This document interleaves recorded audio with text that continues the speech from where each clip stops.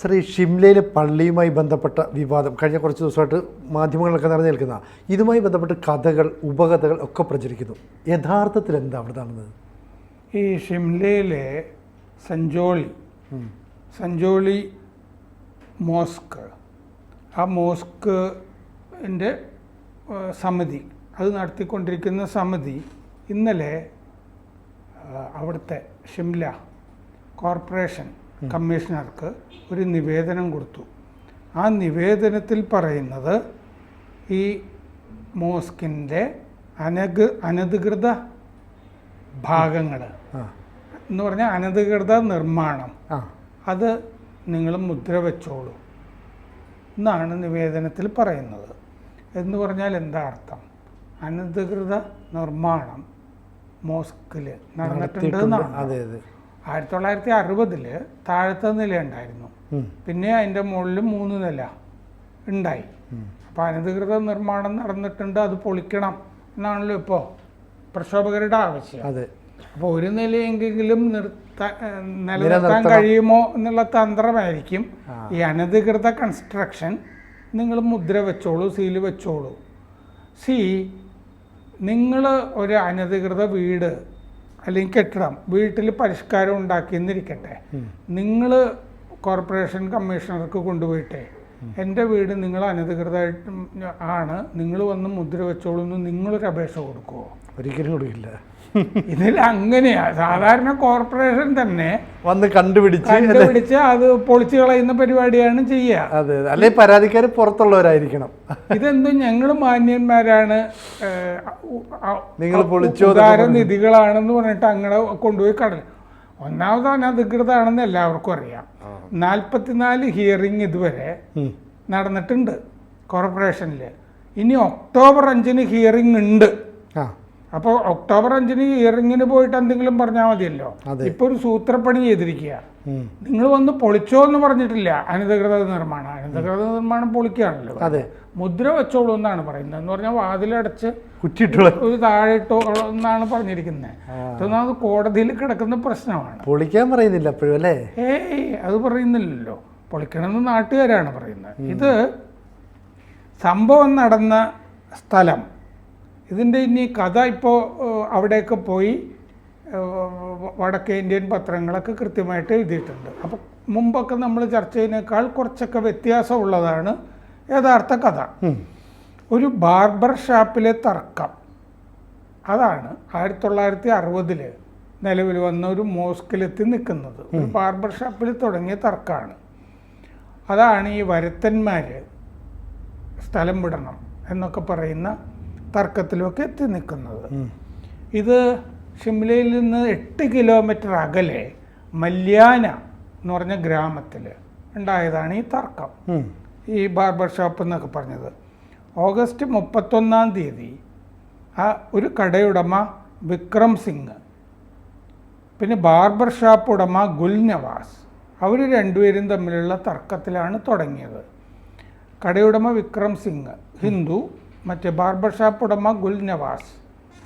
ഈ ഗുൽനവാസ് എന്ന് പറഞ്ഞ ആൾ ഇവിടെ ഹിമാചൽ പ്രദേശിൽ വന്നിട്ടൊരു ഹിന്ദു സ്ത്രീയെ കല്യാണം കഴിച്ച് ജീവിക്കുന്ന ആളാണ്.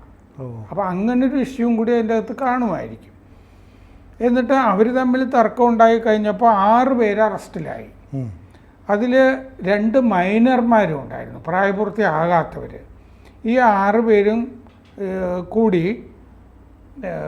ഈ വിക്രമിനെ, ഗുൽനവാസിൻ്റെ ചേരിക്കാർ ഈ വിക്രമിനെ ആക്രമിച്ച് തല്ലി. എന്നിട്ട് ഈ 6 പേരും കൂടി പള്ളിയിൽ പോയി ഒളിച്ചു. ഇതാണ് സംഭവമായിട്ട് പറയുന്നത്. അപ്പോൾ സഞ്ജോലി സിവിൽ സൊസൈറ്റി ഭാരവാഹിയായിട്ടുള്ള വികാസ് താപ്പ, സ്ത്രീകളുടെ അവകാശത്തിന് വേണ്ടിയൊക്കെ പോരാടുന്ന ഒരാൾ, അദ്ദേഹം ഒരു പത്രത്തിനോട് പറഞ്ഞിരിക്കുന്നത് ഇവിടെ മുസ്ലിങ്ങൾ കാലങ്ങളായിട്ടുണ്ട്, കലഹവും അതുകൊണ്ട് തന്നെ കാലങ്ങളായിട്ടുണ്ട്. ഗുൽനവാസ്, ഈ ബാർബർ ഷാപ്പ് നടത്തുന്നയാൾ, അയാൾ ഷിംലയിൽ നിന്നുള്ള ആളല്ല, ഇവിടെ വന്ന് ഒരു ഹിന്ദു സ്ത്രീയെ വിവാഹം ചെയ്തു. 10 കൊല്ലത്തിലധികമായി. 3 ബാർബർ ഷാപ്പുകൾ കൂടി അയാൾ ഉണ്ടാക്കിയിട്ട് സുഹൃത്തുക്കളെ കൊണ്ട് മുടി വെട്ടിച്ച് നടത്തുന്നുണ്ട്. വിക്രമിനെ ആക്രമിച്ച ശേഷം പ്രതികൾ പള്ളിയിൽ പോയി അഭയം തേടിയിരുന്നു. ഈ വിക്രമുണ്ടല്ലോ, ഗുൽനവാസ് തല്ലിയ വിക്രം, അദ്ദേഹം ഒരു മാധ്യമത്തിനോട് പറഞ്ഞത് ഞാൻ വായിച്ചു. അതെങ്ങനെയാണ് അദ്ദേഹം പറയും, ഇതെങ്ങനെയാണ് ആ പള്ളിയിലെത്തിയതെന്ന് എനിക്കറിയില്ല. ഇവിടെ ആ ബാർബർ ഷാപ്പുകാരനും ഞാനും തമ്മിലുണ്ടായ തർക്കം. 9:15 എന്നെ ആക്രമിച്ചത് അവർ രാത്രി. ഗുൽനവാസ് ചന്തയിൽ ആരെയൊക്കെയോ വല്ലാതെ തെറി വിളിക്കുന്നത് കണ്ടു, അശ്ലീല വാക്കുമൊക്കെ ഉപയോഗിക്കുന്നത്. അതിന് ഞാൻ ചോദ്യം ചെയ്യുകയാണ് ചെയ്തത്. കാരണം ഈ ബാർബർ ഷാപ്പും വിക്രമിൻ്റെ കടയും അടുത്തടുത്താണ്. എൻ്റെ കട ഗുൽനവാസിൻ്റെ കടയുടെ അടുത്താണ്. കുനാൽ എന്നാണ് അയാളെ നാട്ടിൽ വിളിക്കുന്നത്. അപ്പം ഞാൻ അയാളെന്നെ ആക്രമിച്ചു കഴിഞ്ഞപ്പോൾ ഞാൻ വേറെ കടക്കാരെയൊക്കെ വിളിച്ചു കൂട്ടി. ആ കൂട്ടത്തിലൊരു യശ്പാൽ ശർമ്മ ഉണ്ടായിരുന്നു. ആ ശർമ്മയെ ഈ ഗുൽനവാസ് ഇരുമ്പ് തണ്ട് കൊണ്ട് തല്ലി അടിച്ചു. തലയിലാണ് അടിച്ചത്. ശർമ്മ ഈ വ്യാപാർ മണ്ഡൽ എന്ന് പറഞ്ഞിട്ട് കച്ചവടക്കാരുടെ എമർജൻസി യൂണിയൻ ഉണ്ടല്ലോ, വ്യാപാർ മണ്ഡൽ, അതിലംഗമാണ്. വിക്രമും അംഗമാണ് അതിൽ. ആ രാത്രി തന്നെ ഒരു പ്രതിയെ പിടിച്ചു. അടുത്ത ദിവസം മറ്റ് പ്രതികളും കീഴടങ്ങി. ചിലർ പറഞ്ഞു പ്രതികൾ പള്ളിയിലാണ് പോയി ഒളിച്ചത് എന്ന് പറഞ്ഞു എന്ന് അദ്ദേഹം പറഞ്ഞു. അദ്ദേഹത്തിന് കൃത്യമായിട്ട് അറിയുന്ന കാര്യമല്ലല്ലോ. സെപ്റ്റംബർ 3 പള്ളിയുടെ അടുത്ത് ആദ്യത്തെ പ്രതിഷേധ യോഗം നടന്നു. പ്രതിഷേധം പള്ളിയുടെ മുമ്പിൽ ചെന്നിട്ട് 2 ദിവസം കഴിഞ്ഞ് അടുത്ത ദിവസം ഈ ആ പള്ളി ആ ഭാഗത്തുള്ള ചോപ്പാൽ എന്ന് പറഞ്ഞ മണ്ഡലത്തിൽ നിന്നുള്ള BJP MLA Balbir Singh Varma rule 62 പ്രകാരം നിയമസഭയിൽ വിഷയം അത് ഉന്നയിച്ചു. അപ്പോൾ കോൺഗ്രസ് MLA അനിരുദ്ധ് സിംഗാണ് കയ്യടി നേടിയത് ചർച്ചയിൽ. കാരണം അങ്ങേരും ഈ പള്ളി പൊളിക്കണം എന്ന് പറഞ്ഞു ഈ കോൺഗ്രസ് അംഗവും. മറ്റിടങ്ങളിൽ നിന്ന് പല ആളുകളും ഇവിടെ വന്ന് താമസിക്കുന്നുണ്ട്, അതിൻ്റെ ഉദ്ദേശം ശരിയല്ല, പള്ളി അനധികൃതമാണ്, അത് ഇടിച്ച് നിരത്തണം എന്ന് കോൺഗ്രസ് പ്രതിനിധി MLA പറഞ്ഞു. 2010 മുതൽ കോടതിയിൽ കേസുണ്ട് പള്ളിയെ സംബന്ധിച്ചത്. മല്യാന എന്ന് പറയുന്ന ഈ സ്ഥലം, സംഭവം ഉണ്ടായ സ്ഥലവും പള്ളിയും തമ്മിൽ കുറച്ച് അകലമുണ്ട്. ഈ മല്യാന എന്ന് പറഞ്ഞ സ്ഥലം വേറൊരു മണ്ഡലത്തിലാണ്, കസുംപട്ടി എന്ന് പറഞ്ഞ മണ്ഡലത്തിലാണ്. പക്ഷെ ആ മണ്ഡലത്തിൽ നിന്നാണ് ഈ അനിരുദ്ധ് ജയിച്ചത്. അതാണ് സംഭവം നടന്നത്. 2 മണ്ഡലത്തിലാണെന്നർത്ഥം. ഒരു മണ്ഡലത്തിൽ MLA അവതരിപ്പിക്കുന്നു, വേറൊരു മണ്ഡലത്തിൽ MLA അതിന് പിന്താങ്ങുന്നു. അവിടുത്തെ ജനവികാരം നോക്കി. അപ്പോൾ സംഭവം നടന്ന സ്ഥലം ആ കോൺഗ്രസ് MLAയുടെ മണ്ഡലത്തിലാണ്. മറ്റൊരു മണ്ഡലത്തിലാണ് സംഭവം നടക്കുന്നത്. അതാണ് സംഭവിച്ചത്. കഴിഞ്ഞ കൊല്ലം ഇതിൻ്റെ ഒരു ഭാഗം ഇടിച്ചു നിരത്തിയതായിട്ട് MLA നിയമസഭയിൽ പറഞ്ഞു. ഷിംല MLA ഹരീഷ് ജനാർത്ത എന്ന് പറഞ്ഞ ആൾ പറഞ്ഞു ഒരു ഭാഗം ഇടിച്ചു നിരത്തിയതാണ്. കുഫ്രിക്കുള്ള വഴിയിൽ സഞ്ചോലി ചന്തയ്ക്ക് താഴെയാണ് ഇപ്പോൾ പള്ളിയുള്ളത്. താഴത്തെ നില 1960 2010 3 നില കൂടി പണിതു അനധികൃതം. ഒക്ടോബർ 5 ഇനി അടുത്ത ഹിയറിംഗ്. 44 ഹിയറിംഗ് കഴിഞ്ഞാണ് ഈ കോർപ്പറേഷനിൽ.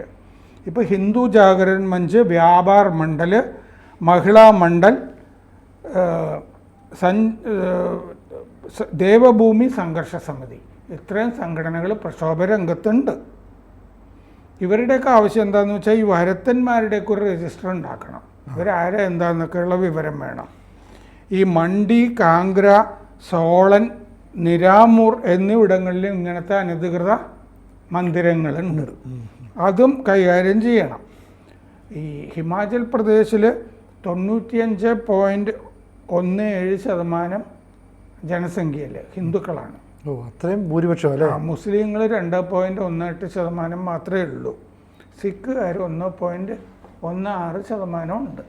പക്ഷേ പല സ്ഥലത്തുനിന്നും ആ ആളുകളെ രോഹിംഗ്യകളെ കൊണ്ടുവന്നിട്ട് അവിടെ ജനസംഖ്യയുടെ അവസ്ഥ ആസാമിലൊക്കെ വിജയകരമായി പരീക്ഷിച്ച, ബംഗാളിലും വിജയിച്ചതാണ്.